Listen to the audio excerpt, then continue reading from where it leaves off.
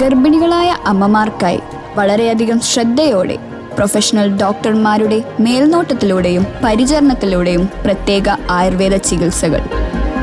ആധുനിക സാങ്കേതിക വിദ്യകളെ പാരമ്പര്യവുമായി സമന്വയിപ്പിക്കുന്ന ദന്ത സംരക്ഷണം. ആരോഗ്യത്തിനൊപ്പം സൗന്ദര്യവും. സമഗ്രമായ ആരോഗ്യത്തിൻ്റെയും സൗന്ദര്യത്തിൻ്റെയും പുതിയ തുടക്കത്തിനായി മട്ടാഞ്ചേരിയിൽ സ്ഥിതി ചെയ്യുന്ന ആയുർസ്പർശ് ആയുർവേദ ഹോസ്പിറ്റൽ നിങ്ങളേവരെയും സ്വാഗതം ചെയ്യുന്നു.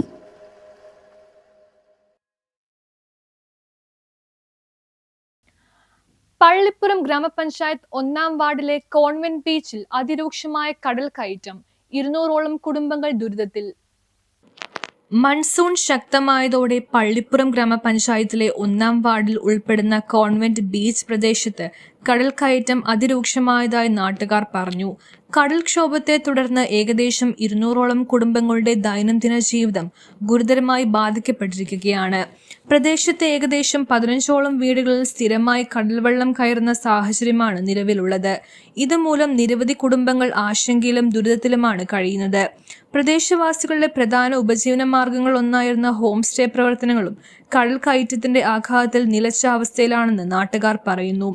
കടൽക്ഷോഭത്തെ തുടർന്ന് തീരദേശ റോഡിലേക്ക് മണൽ അടിഞ്ഞുകൂടിയതിനാൽ വാഹന കാൽനട യാത്രക്കാർക്കും വ്യാപകമായ തടസ്സം നേരിടുന്നുണ്ട്. പ്രദേശവാസികളുടെ അഭിപ്രായത്തിൽ അഴീക്കോട് മുനക്കൽ ബീച്ചിൽ അശാസ്ത്രീയമായി പുലിമുട്ട് നിർമ്മിച്ചതിനു ശേഷമാണ് കോൺവെന്റ് ബീച്ച് മേഖലയിൽ കടൽ കയറ്റം ഇത്രയധികം രൂക്ഷമായത്. മുനമ്പം ബീച്ച് മുതൽ കാറ്റാടി ബീച്ച് വരെ നിശ്ചിത അകലങ്ങളിൽ ഇടമുട്ടുകൾ നിർമ്മിക്കുകയാണ് ഈ പ്രശ്നത്തിന് ശാശ്വത പരിഹാരമെന്നാണ് പ്രദേശവാസികളുടെ അഭിപ്രായം. നിലവിലെ സ്ഥിതിഗതികൾ ജനജീവിതത്തെ അതീവ ദുസ്സഹമാക്കിയ സാഹചര്യത്തിൽ ബന്ധപ്പെട്ട വകുപ്പുകളും അധികൃതരും അടിയന്തരമായി ഇടപെട്ട് ശാസ്ത്രീയ പഠനത്തിന്റെ അടിസ്ഥാനത്തിൽ സ്ഥിരമായ പരിഹാര നടപടികൾ സ്വീകരിക്കണമെന്നാണ് പ്രദേശവാസികളുടെ ആവശ്യം. ഇപ്പോഴും ഞങ്ങളുടെ ജീവിതം ഇപ്പോഴും ആർക്കും വേണ്ടാത്ത രീതിയിലാണ് ഇപ്പം കിടക്കുന്നത് എന്നുള്ളതാണ് ഞങ്ങൾക്ക് മനസ്സിലാവുന്നത്. ഒരു എന്തെങ്കിലും ഇത് വരുമ്പോൾ മാത്രം ഞങ്ങളെ മതി, അല്ലാതെ പിന്നെ ആർക്കും ഞങ്ങളെ വേണ്ട.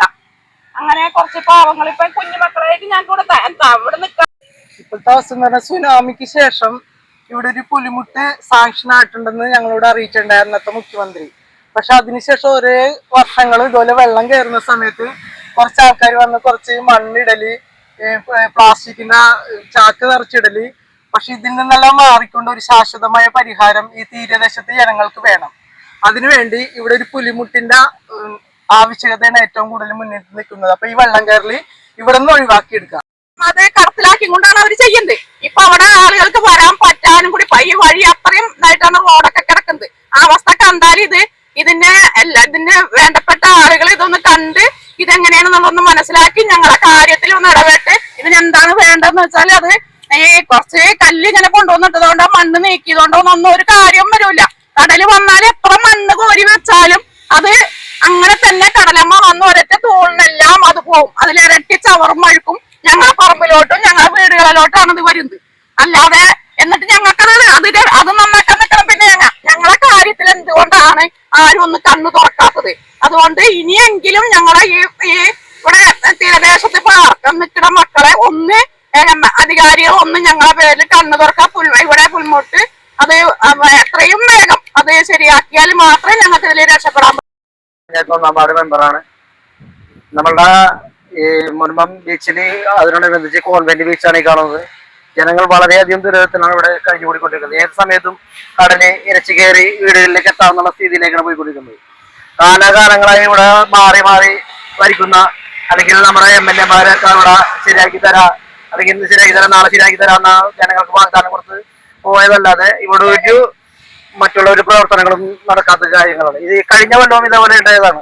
അപ്പോൾ ഒരു ശാശ്വതമായ പരിഹാരം നമ്മളോട് ആവശ്യപ്പെട്ടിട്ടുണ്ട്. പക്ഷെ നമ്മളെ എന്തോ ഒരു അവഗണിക്കുന്ന രീതിയിലാണ് ഇവരൊക്കെ പോയിക്കൊണ്ടിരിക്കുന്നത്. കാരണം ഇവിടെ ഇപ്പൊ ഇത് ടൂറിസം മേഖലയാണ്.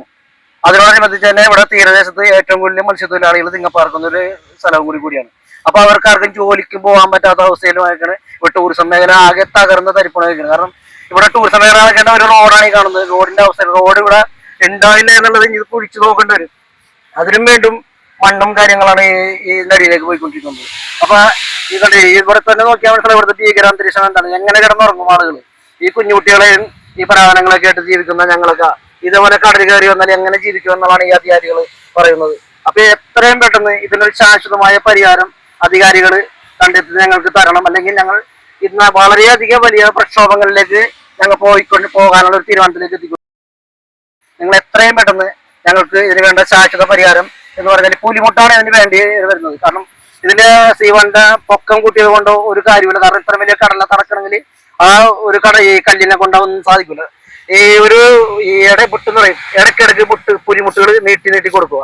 അപ്പൊ അതിനുള്ളില് കര കയറി പിടിച്ച് ഇതിന് ശാശ്വതമായ പരിഹാരം ഉണ്ടാവും. അതാണ് ഇതിന് ചെയ്യാനുള്ള പരിഹാരം. അപ്പൊ എത്രയും പെട്ടെന്ന് ഞങ്ങൾക്ക് ഒരു പരിഹാരം അധികാരികൾ കണ്ടെത്തി തരണമെന്ന് ഞങ്ങൾ അപേക്ഷിക്കുകയാണ് നിങ്ങളോട്. News bureau, Paravur.